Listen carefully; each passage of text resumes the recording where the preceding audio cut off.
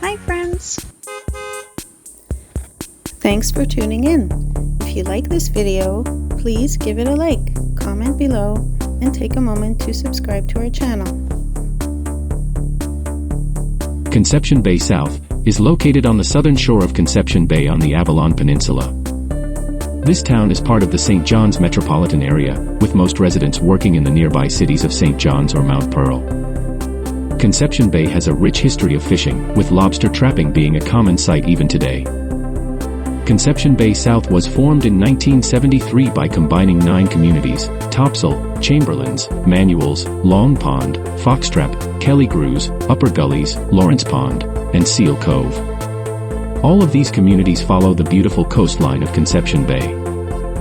The early settlers, mainly English and some Irish, were drawn here by the good growing land, plenty of firewood, and the more temperate climate compared to other parts of the Avalon Peninsula. In the 1830s, a road to St. John's improved communication, and the railway in the 1880s made it even better. Residents grew crops and raised cattle for the St. John's market, and people from St. John's built summer homes here. Thank you for joining us in discovering the beauty and history of Conception Bay South.